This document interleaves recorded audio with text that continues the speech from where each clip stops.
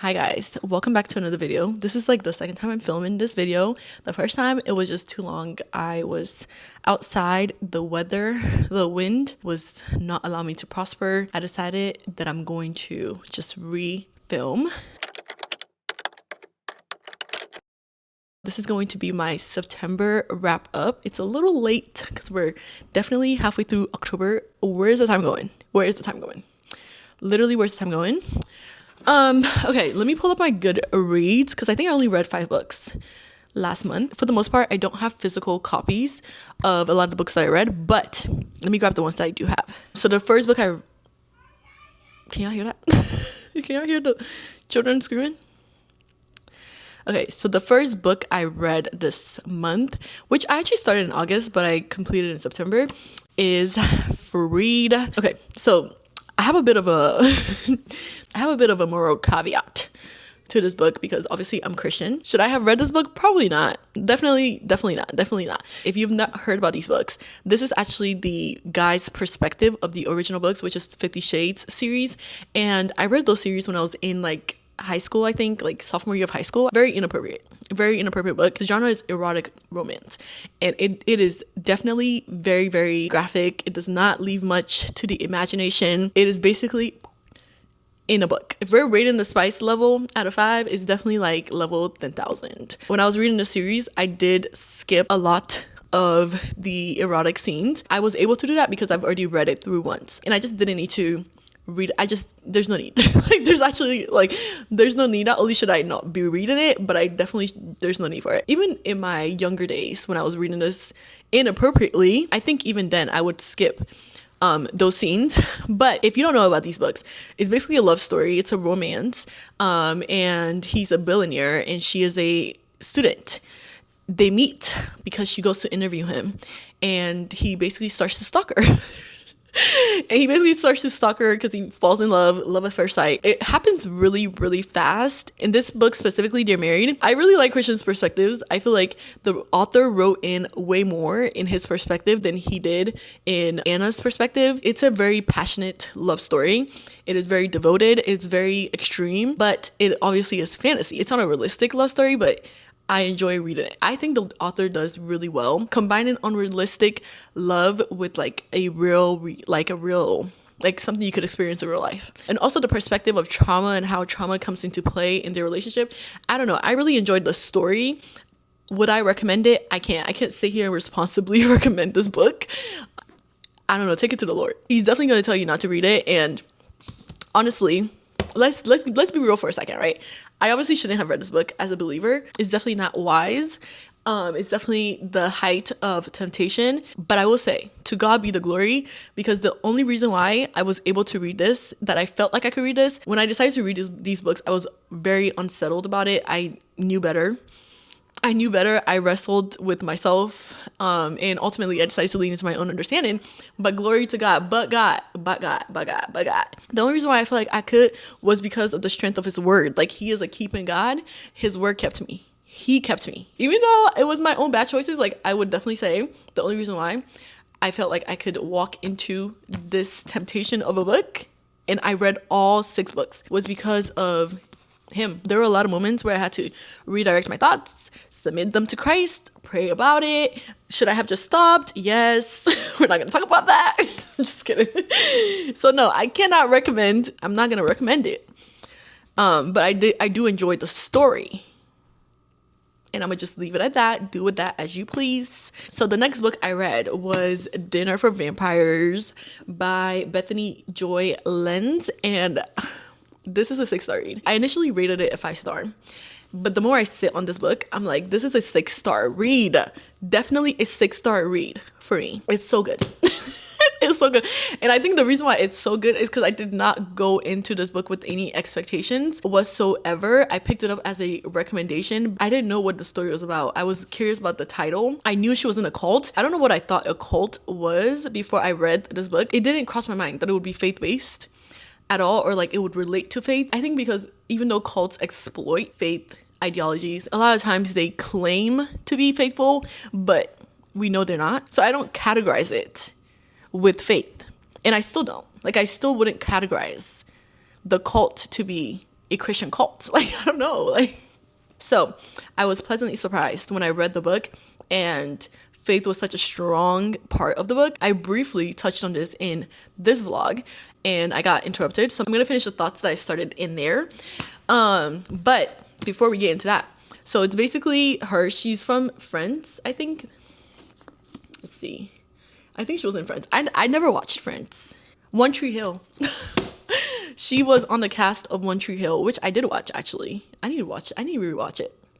Anyways, One Tree Hill, very popular TV series. And while she was filming that series, she was also in this cult. There is so much to unpack, like so many themes. And I think the reason why I get so excited about it is because the themes are unpacking through like experience. You see so many themes through a lived life. You can see how God was working in her story continuously, like, and she does so good. She's so good at telling her story in a way where it's not in your face. She's not telling you this is what happened, but you kind of just like piece it together as you're reading it. And I was like, I'm obviously not gonna give her whole book away. I think you should definitely go buy it, read it for yourself, and let the Lord take you on that journey. He took me on a journey. I saw him in so many different areas. It speaks to God in so many different ways, like how he keeps us, the wilderness, what he does in the wilderness, the time we spend in the wilderness, what he's doing with that time. That's actually the point I was discussing in my vlog. I was sharing that something I struggle with a lot is like the time, the time in the wilderness. It seems unnecessary when you're in it. Like, it seems like, why does it have to be so long? Why does it have to be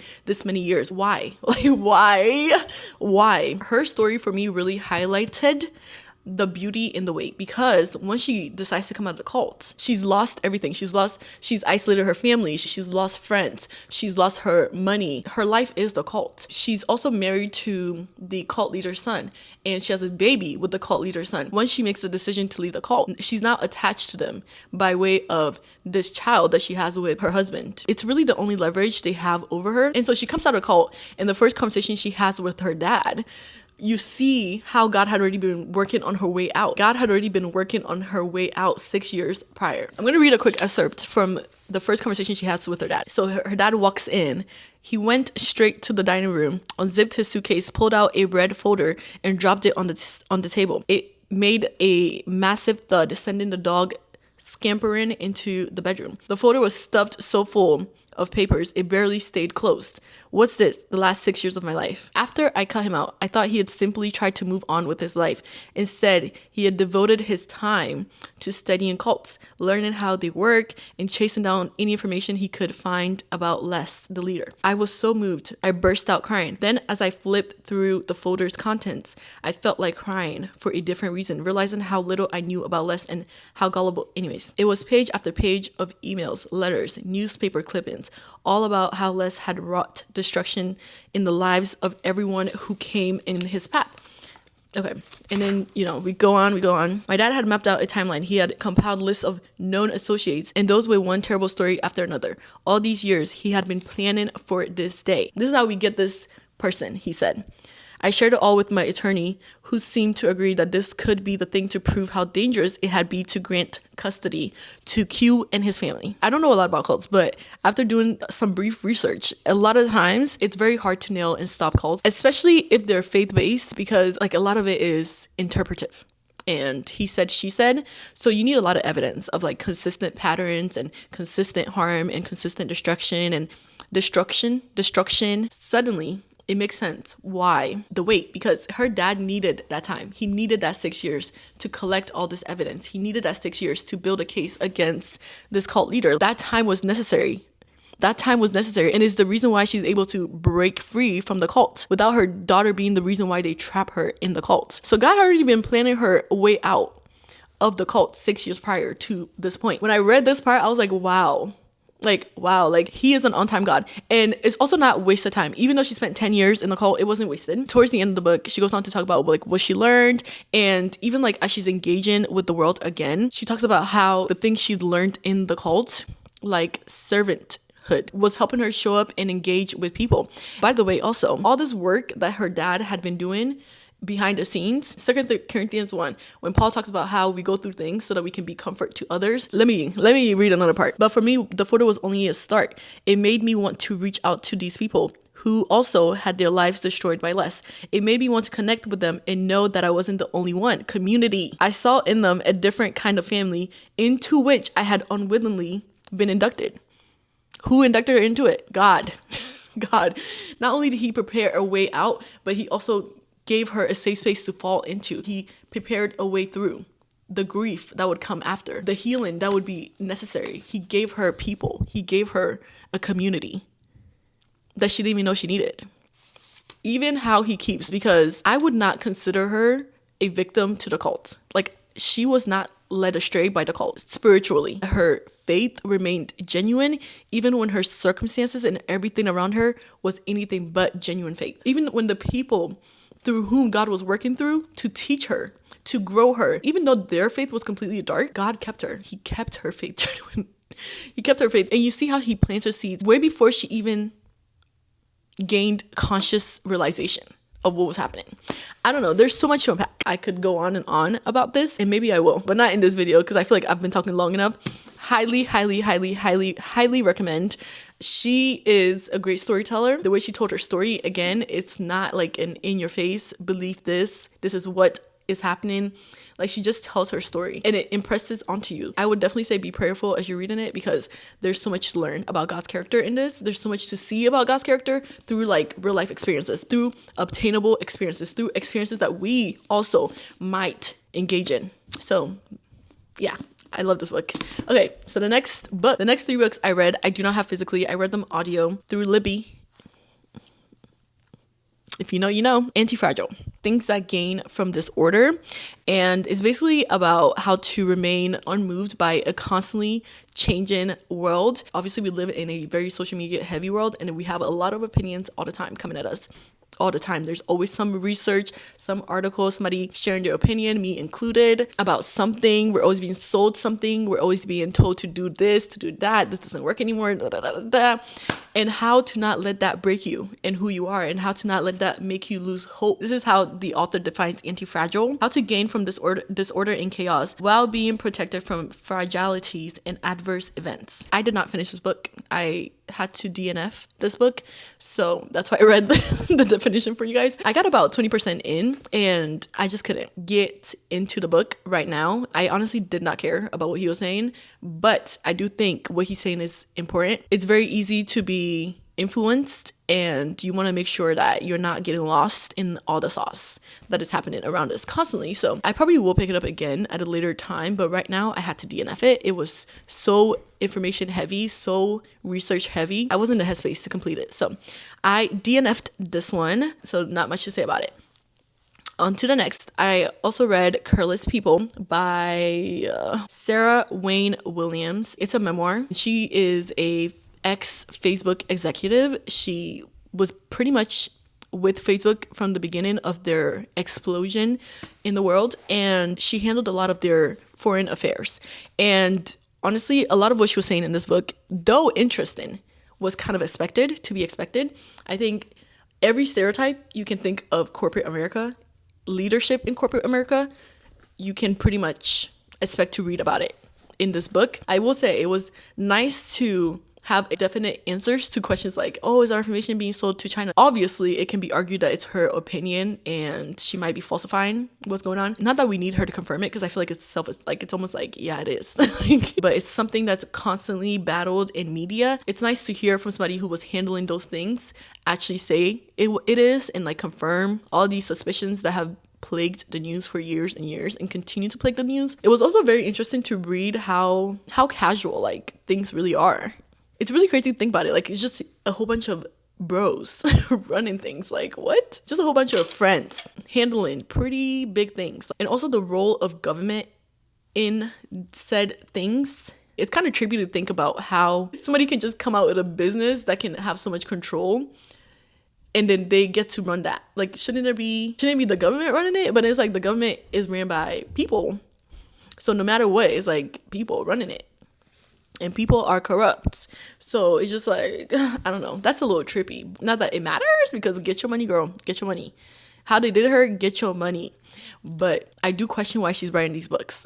Throughout the book, she constantly like talks about how she knew she shouldn't be there and how she knew she was taking part in something bad. She never actually acted on what she knew better of. She did get fired unwillingly in a very messed up manner, and I don't know that she would have quit on her own. They had to force you out.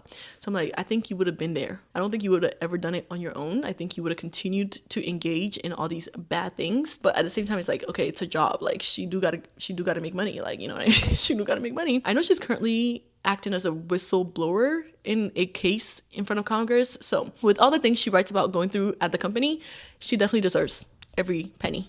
Like, get your money and go ahead and get your revenge as well. I would probably rate it a 3-star because it's neither here nor there. It's a neutral book. It's not really a bad book, but it's not a book I would pick up again. So definitely give it a 3-star. And finally, the last book I read in September was Toxic Empathy.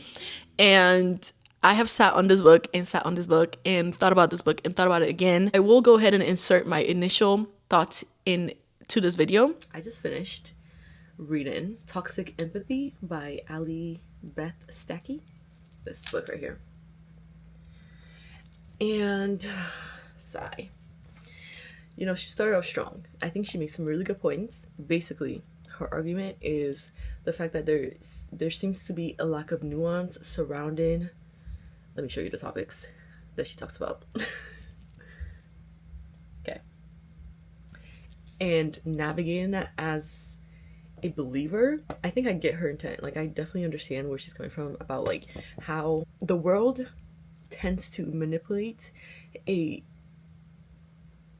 general response out of everyone, and it's like not everyone is on the same alignment with what the world thinks about these topics.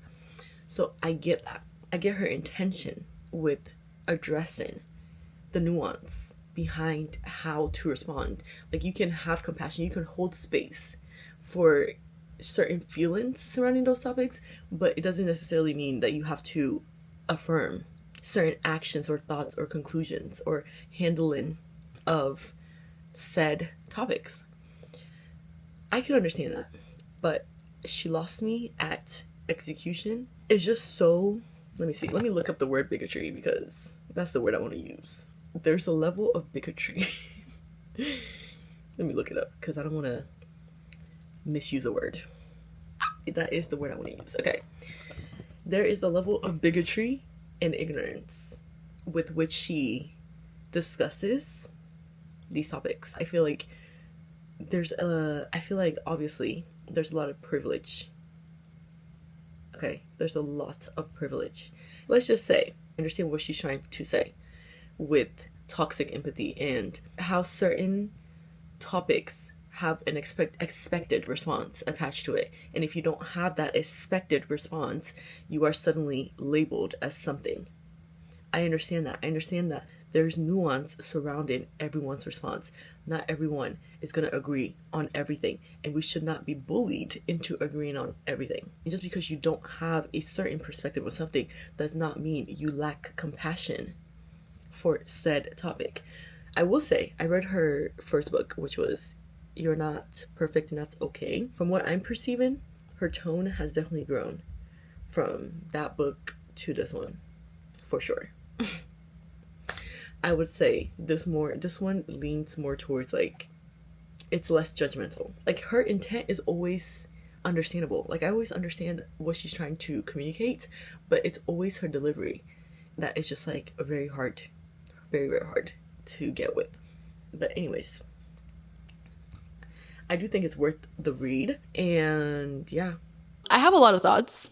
I don't know if that it's productive to share all my thoughts. She shared a lot of information that I either would have never looked up myself or never even considered to look up, or never even, like, it would have just never crossed my path if I hadn't read this book. So I do think it's very informative in that sense. She writes the book through the political lens of a Christian conservative, and she dives into different topics that a lot of times the world wants to manipulate a specific response, and if you don't have that response, it becomes a problem. I definitely get her intent and I understand her intent. I do think that empathy a lot of times is exploited, is used as a manipulative tactic to get people to agree to certain things. I don't agree with a lot of things that she says. I would recommend the book to gain knowledge on her perspective, the perspective she's speaking through. Especially with being Black, I feel like a lot of times we can get caught up in an echo chamber of opinions and thoughts. While a lot of that can be valid, I think it's also important to understand all perspectives. I don't know. I'm really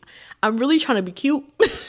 I'm really trying to be cute with how I speak on this. I do think she makes some really problematic statements, but at the same time, she provides really important information or really important research on a lot of these topics. I also think the topic of toxic empathy is important to discuss and to be aware of and to be mindful of, especially as a Christian. If I had to rate it, I'll probably give it a 3 because I might read it again, I might not. I don't know. I think I wouldn't be against reading it again.